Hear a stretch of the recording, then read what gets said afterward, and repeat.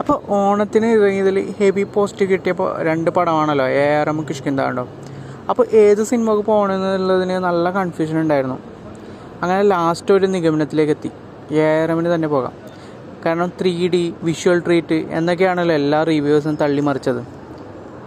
അങ്ങനെ അതിന് തന്നെ പോയി. കിഷ്കിന്ത കണ്ട് പിന്നെ OTTയിൽ കണ്ടാൽ മതിയല്ലോ എന്ന് വിചാരിച്ചു. അങ്ങനെ അവസാനം കണ്ടു. ഭയങ്കര നിരാശയാണ് ചിത്രം സമ്മാനിച്ചത്. ഒരു ആവറേജ് പോലും അല്ലായിരുന്നില്ല. കൂതറ പടം. സിനിമ തുടങ്ങുമ്പോൾ തന്നെ കേളുവിൻ്റെ കഥയാണ് കാണിക്കുന്നത്. അത് നന്നായിട്ടുണ്ടായിരുന്നു. നല്ല ഫൈറ്റ് സീന്, ടോവിനോയുടെ എൻട്രി കലക്കിയിട്ടുണ്ടായിരുന്നു.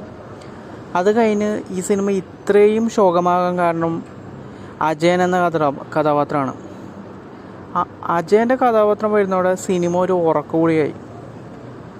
പിന്നെ അജയൻ്റെ പ്രണയകഥയാണ് 3D പ്രണയകഥ.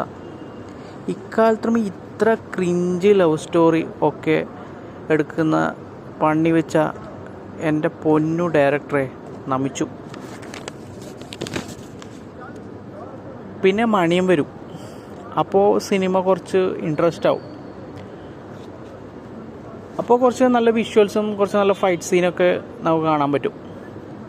പിന്നെ വീണ്ടും അജയൻ്റെ ദുരിതം കാണിക്കും. കേളുവിൻ്റെയും മണിയൻ്റെയും കഥാപാത്രമായിരുന്നെങ്കിൽ ഈ സിനിമ പൊളിച്ചേനെ. പക്ഷേ അവരുടെ കഥയൊക്കെ കുറച്ചേ ഉള്ളൂന്നേ. ഇത് അജയൻ്റെ വിളയാട്ടാണ്, അജയൻ്റെ വാളി പ്രണയകഥ. ഈ വാളി പ്രണയകഥ പണി വെച്ചിട്ട് 3D എന്നും പറഞ്ഞ് ആൾക്കാരെ പറ്റിച്ച ഈ ഡയറക്ടറെ കയ്യിൽ കിട്ടിയാലുണ്ടല്ലോ, തലമണ്ട അടിച്ച് ഓടിക്കണം. ആകെ സെക്കൻഡ് ഹാഫിൽ 2 സീനേ ഉണ്ട് ഒരു വിഷ്വൽ ട്രീറ്റ് അനുഭവപ്പെട്ടിട്ടുള്ളത്. ബാക്കിയൊക്കെ അജയൻ്റെ ബോറടിപ്പിക്കുന്ന പ്രണയകഥയാണ് ഉണ്ടായത്. അതിനാണ് ഇവൻ 3D എന്നും പറഞ്ഞ് ഇറക്കിയത്, കള്ളപ്പെടുവൻ. ഇതിന് അജയൻ്റെ 2ാം മോഷണം എന്നല്ല ഉണ്ട്. നാട്ടുകാരുടെ പണം മോഷ്ടിച്ച അജയൻ എന്നാണ് ഈ സിനിമക്ക് ടൈറ്റിൽ വെക്കേണ്ടത്.